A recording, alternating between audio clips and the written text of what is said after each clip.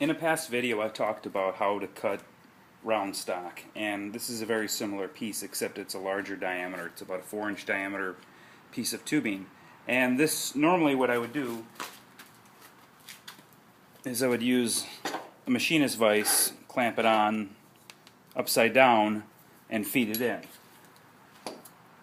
That keeps the tubing from spinning because I've got a large diameter teeth on this blade. It's a bimetal blade, and it's normally used on a horizontal bandsaw, but I'm using it on a vertical, and it cuts nice for large tubing and thicker materials. It is a little loud though. So what I'm going to be doing here is I've got a vice grip on the left side and on the right side, and also on the bed I have a piece of angle iron clamped on. You can see it right here. Piece of angle iron. I used a speed square. I used a speed square on this piece of angle, and I measured from the inside of the angle to the inside of the blade, and I got my measurement there. And then I made sure I use a much smaller angle, like a machinist square, to make sure that the blade is straight up and down, because I have it open so high because I have such a large diameter tubing. So I've cut this piece down, and it's larger diameter at the end here. It's this larger piece welded on the end. So what I'm going to do is use two pieces of metal underneath here so that this piece remains level.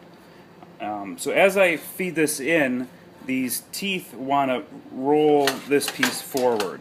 So that's why I've used these clamps.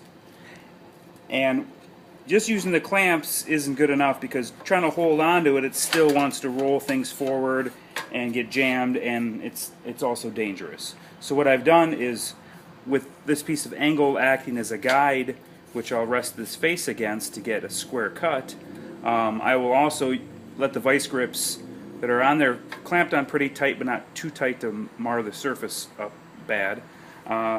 What I'll do is I'll let the vice grips kind of rest on top of the angle, so that basically the whole thing can't twist.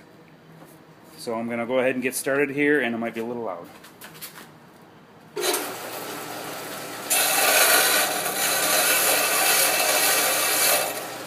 So when I first do the cut, since I'm going through the face of it, it kind of, to the saw blade, it's like I'm cutting a large, like a thick diameter piece. So I have to make sure that I go very slow at first, and then it's going to want to go through quite a bit faster, because it's only going to be cutting a thin sheet at the top and a thin sheet at the bottom when it's cutting through the rest of the way.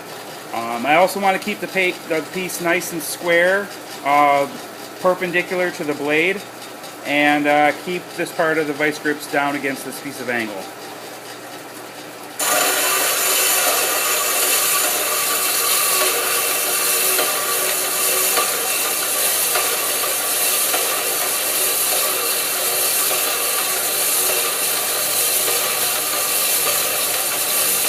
And I'm not forcing the piece forward. I'm letting, I'm kind of pushing a little bit, but I'm not really forcing it, because I don't want to twist the blade. So I'll just take my time.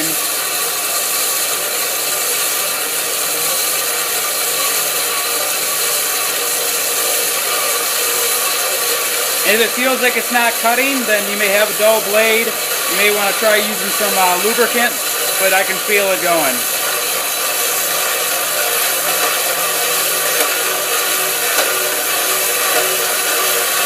It'll get a little louder here.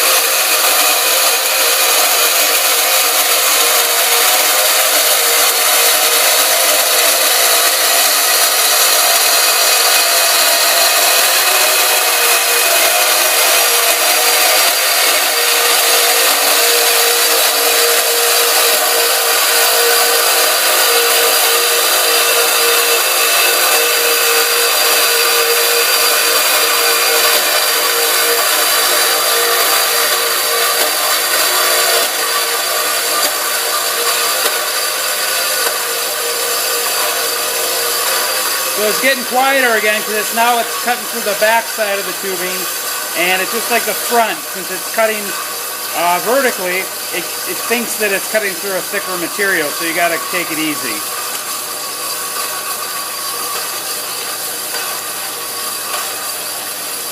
And the thicker materials are quieter as well.